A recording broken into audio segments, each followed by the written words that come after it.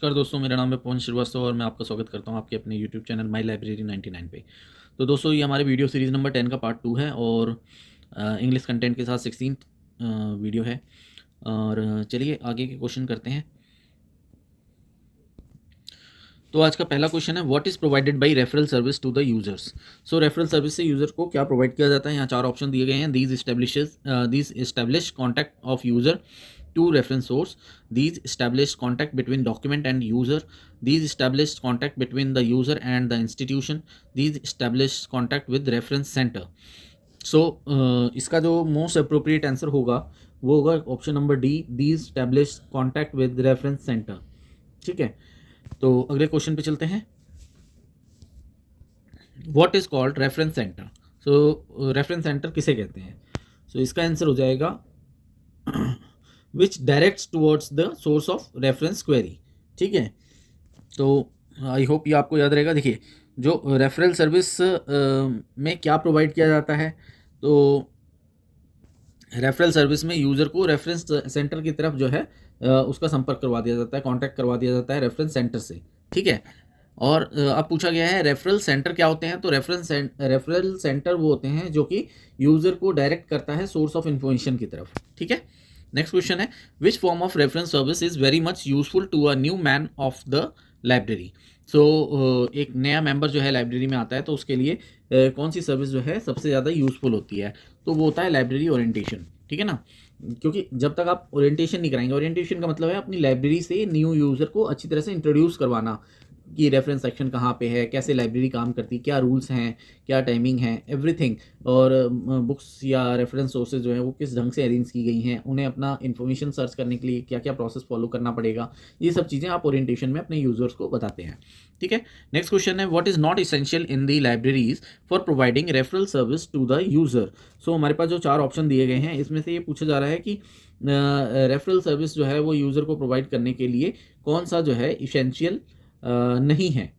तो देखिए, library catalogue, directory of institutions, union catalogues, encyclopaedias. So referral service provide करने के लिए एनसाइक्लोपीडियाज की ज़रूरत नहीं होती है, तो हमारा ऑप्शन हो जाएगा डी। ठीक है ना, सो देखिए यहाँ पे पूछा जा रहा है रेफरल सर्विस। सो रेफरल सर्विस में क्या होता है, हम यूज़र को कहाँ डायरेक्ट करते हैं, सोर्स ऑफ इन्फॉर्मेशन की तरफ डायरेक्ट करते हैं। बट अगर यहाँ पे ये क्वेश्चन में रेफरल सर्विस की जगह रेफरेंस सोर्स हो जाता तो फिर एनसाइक्लोपीडिया आंसर नहीं होता इसका। फिर हमारे जो भी ऑप्शंस उस वक्त रहते तो उसके अकॉर्डिंग देखते।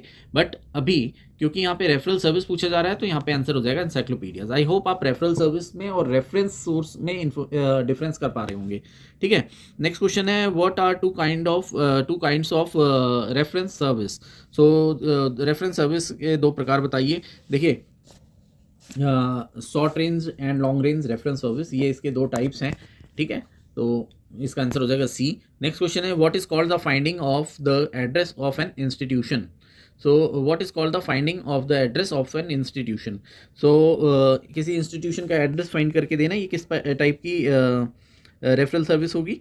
सो इसको हम बोलेंगे, देखिए इसको हम बोलेंगे रेडी रेफरेंस सर्विस। ठीक है, नेक्स्ट क्वेश्चन पे चलते हैं, reference interview is organised between whom. Reference interview जो है किसके बीच में ऑर्गेनाइज किया जाता है, सो वो रीडर एंड रेफरेंस स्टाफ के बीच में ऑर्गेनाइज किया जाता है। सो रेफरेंस स्टाफ जो है वो क्वेश्चंस पूछेगा यूज़र से कि आपको किस तरह की इन्फॉर्मेशन चाहिए, किस पीरियड से चाहिए, किस लोकेशन की चाहिए, और उसके हिसाब से वो उनको उनकी क्वेरी सॉल्व करेगा। ठीक है, नेक्स्ट क्वेश्चन है, what is the other name of short range reference service.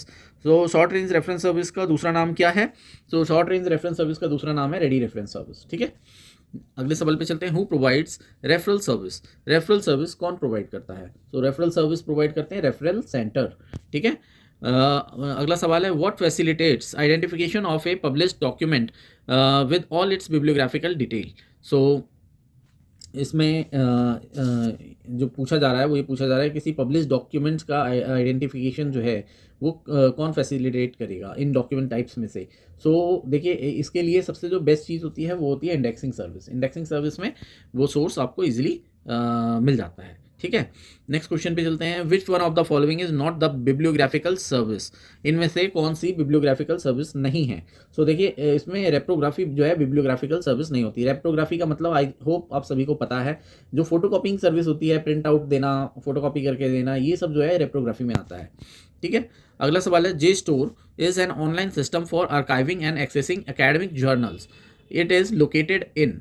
So JSTOR कहाँ पे लोकेटेड है? जे स्टोर जो है वो यूएसए में लोकेटेड है, यूएसए बेस्ड है ये, ठीक है।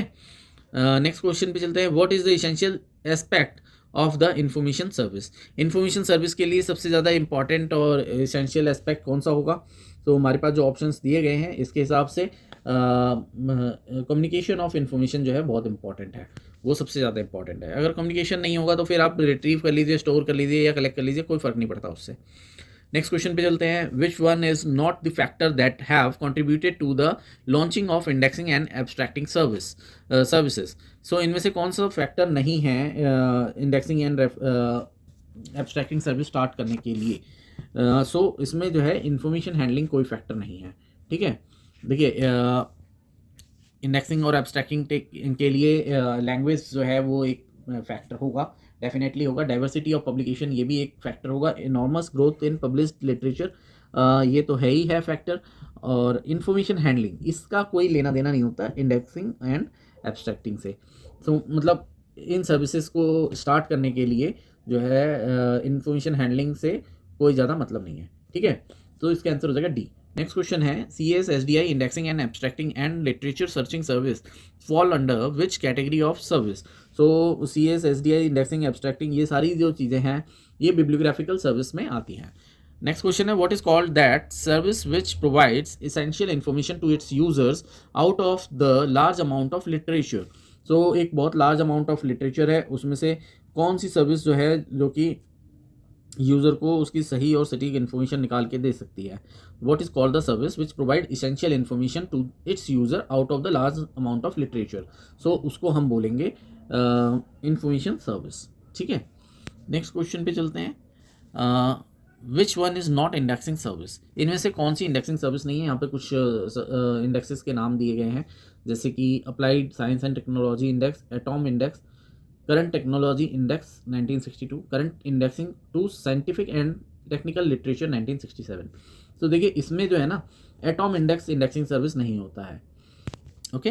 नेक्स्ट क्वेश्चन पे चलते हैं, which service are the links between the originator of information and ultimate user. which services are the links between the originator of information and ultimate user। so इसका answer हो जाएगा इंडेक्सिंग एंड एब्स्ट्रैक्टिंग सर्विसेज, ठीक है। Next question है, how many types of information services generally are being provided in the libraries these days. How many types of information services generally are being provided in the library these days. So ये total 8 types के होते हैं, ठीक है। Next question है, what type of indexing and abstracting and literature search services are. सो ये किस तरह की सर्विस होती हैं? सो ये जो है ये सभी रेट्रोस्पेक्टिव इंफॉर्मेशन सर्विस होती है, ठीक है। तो दोस्तों अभी के लिए इतना ही। आई होप आपको वीडियो पसंद आई होगी, और अगर आपको वीडियो पसंद आई है तो प्लीज़ लाइक करें, शेयर करें, कमेंट करें, और तब तक के लिए मिलते हैं अगली वीडियो में। तब तक के लिए goodbye, good night and best of luck.